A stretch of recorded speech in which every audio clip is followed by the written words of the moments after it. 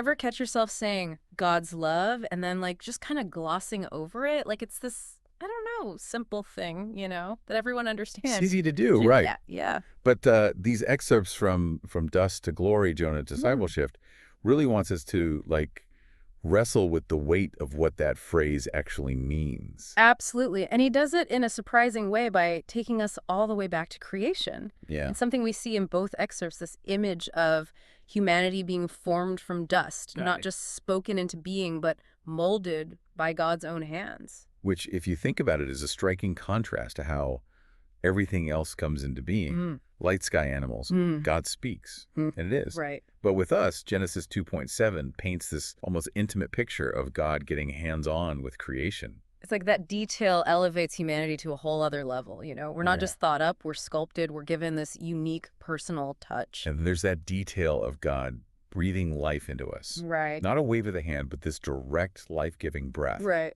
It makes you understand those verses where breath is synonymous with spirit, with the very essence of being.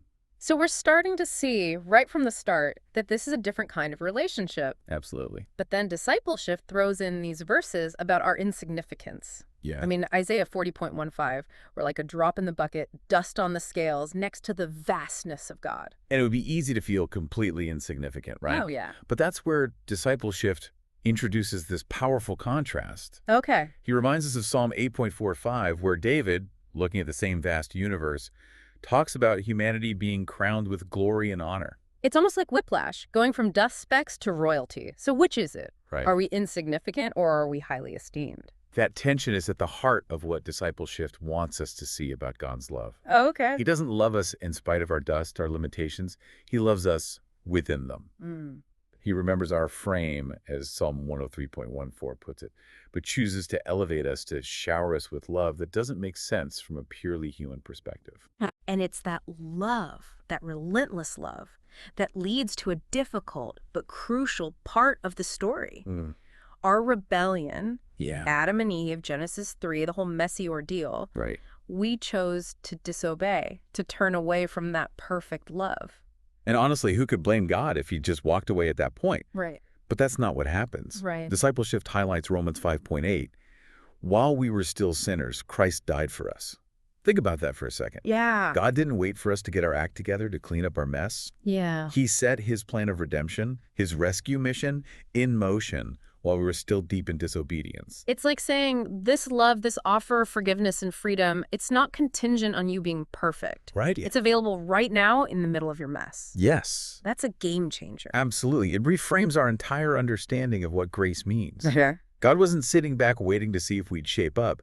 He was already moving towards us, offering this incredible gift of redemption, complete forgiveness and freedom from the consequences of our mistakes. Yeah. That's the depth of his love. Which makes this next point from discipleship even more jarring. Okay. It's this recurring theme of betrayal he highlights and the price tag associated with it.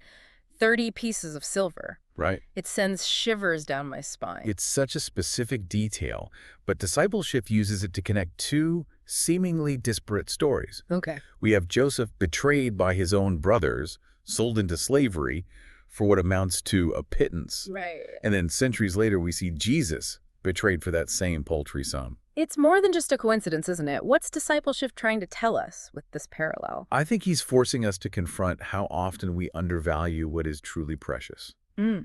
Just like those brothers, just like Judas, we fall into the trap of putting a finite worldly price on things of infinite worth. All right. Love, loyalty, even human life itself. They become commodities to be traded, bargained away. It makes you think, how often do we do the same thing? Maybe not with silver, but with our words, our actions, our priorities.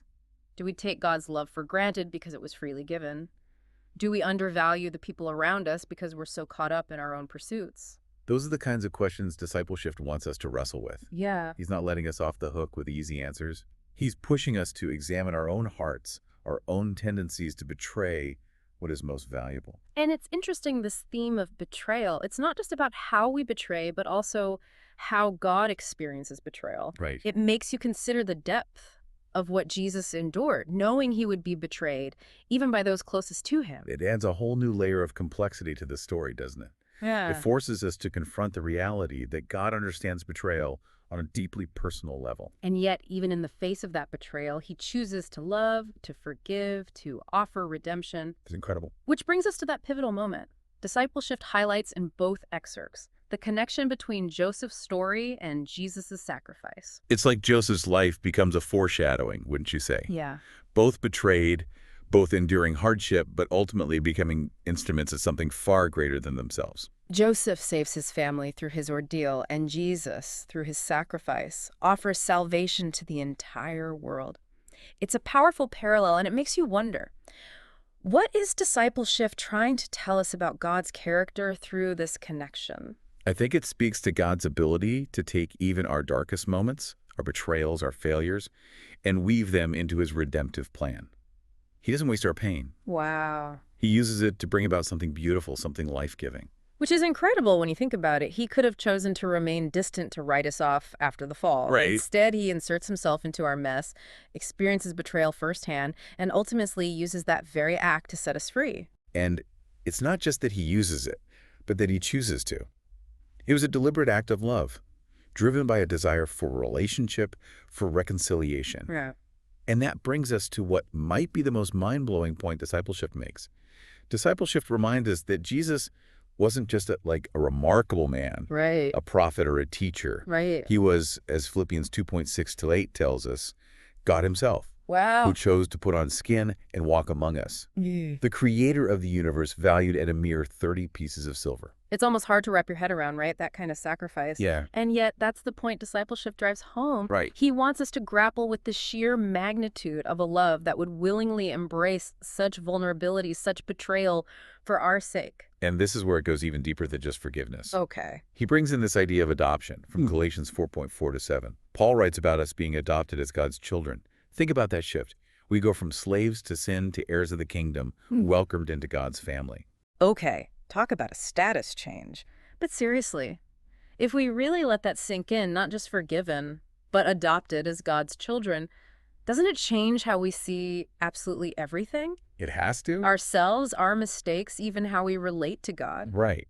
Because if we're truly his children, then that love isn't based on our resume. Right. It's not about earning brownie points with God. Yeah. It's about resting in the fact that we're already loved, completely accepted, flaws and all. So it's that unconditional love people talk about, but on a cosmic level. Not just a nice idea, but the core of who we are because of Christ. Exactly. Yeah. And doesn't that take a weight off? It means we don't have to constantly be afraid of messing up, of not being good enough. Yeah. We can approach God with this incredible confidence, knowing that we're always welcome in his presence. It's like what we were talking about earlier, that image of God molding us from dust. Right. He knows what we're made of, our limitations, and he still calls us his own. And discipleship even points out that God made us a little lower than the angels. He gave humanity this incredibly unique position in all of creation. Wow. It's like he's saying, you're not meant to be perfect, ethereal beings. You're human, with all the complexities and imperfections that come with it. And I love you anyway. It's mind-blowing, isn't it? But I think that's what discipleship wants us to see, to stop focusing on our dust and embrace the truth of who we are in God's eyes. His beloved children, crowned with glory and honor, just like David wrote about. Absolutely. And that changes everything. How we see ourselves, how we treat others, how we approach this relationship with God. It's about moving from striving to simply resting in his love. But it's not like we just kick back and do nothing, right? Right. Discipleship also talks about us being heirs to God's kingdom. Yeah. That implies responsibility, a role to play in what God is doing in the world. You're right. It's not passive. True freedom in Christ isn't about doing whatever we want. It's about being empowered by his Spirit to live out this love and grace we've been given. It's about becoming vessels of his redemption in a world that desperately needs it. Like that verse in Ephesians 2:10, we are God's handiwork created in Christ Jesus to do good works. We're made for a purpose, and it's woven into the fabric of the very love that redeemed us. Precisely.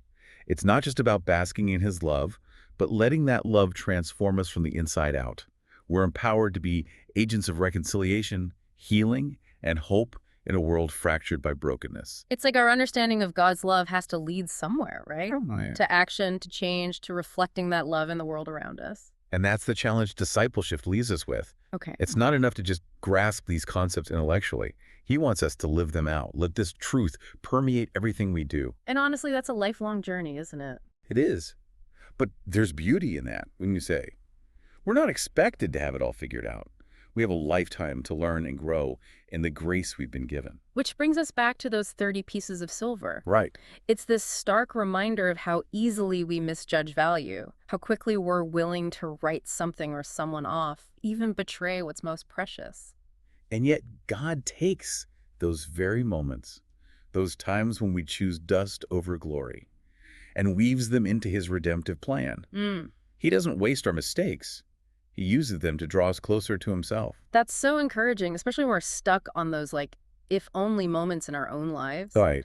God can take even our deepest regrets, those times when we feel like we sold ourselves short, and create something beautiful from them. He's the master of redemption, wouldn't you say? He takes our dust and breathes new life into it. Right. He takes our betrayals and transforms them into opportunities for forgiveness and reconciliation. He takes our brokenness and makes us whole.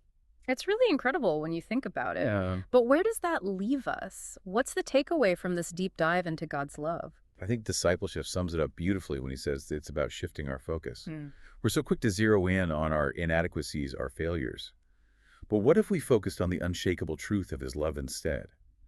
What if we started seeing ourselves the way he sees us, not just as creations, but as his beloved children, destined to dwell with him forever? So it's about recognizing that our worth isn't found in what we do or don't do, Right. but in the one who made us, who knows us better than we know ourselves and loves us unconditionally. That's it.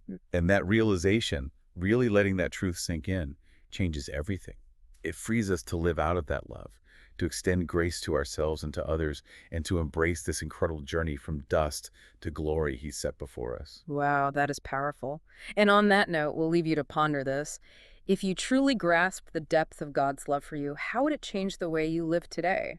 It's like that shift in perspective, it just changes the game entirely. It does. It's not about, striving to earn a love we've already been given. Right. It's about, living from that place of acceptance, of knowing we're held and cherished by the God who spoke the universe into being. And that's not always easy, is it? No, we Yeah. forget. We get caught up in the comparison game, the what-ifs, the should-haves. Yeah.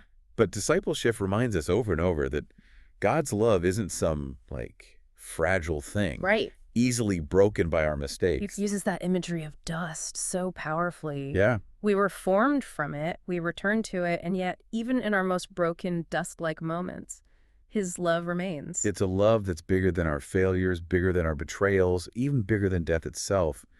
And that's where the real hope is, wouldn't you say? Absolutely. Because if God can take those 30 pieces of silver, the price of betrayal, the symbol of our brokenness, and work them into his plan of redemption, Right. imagine what he can do with the messy, complicated pieces of our lives. It's like he's whispering, bring me your dust. Bring me your doubts, your fears, your regrets. I can make something beautiful out of them. Wow. And that's the invitation discipleship leaves us with, isn't it? Yeah. To stop running, to stop hiding, and to step into the fullness of that love. The love that whispers, you are mine, and I am well pleased. Wow. What a deep dive this has been. From dust to glory, from betrayal to redemption, we've explored the incredible depths of God's love. And I hope more than anything that it's encouraged you to see yourself through his eyes. Not as flawed or insignificant, but as deeply loved, fully known, and eternally cherished. So as we wrap up this deep dive, let that truth sink in. You are loved more deeply than you could ever imagine, and that love has the power to transform everything. Keep seeking, keep questioning, and most importantly, keep letting that love shape your journey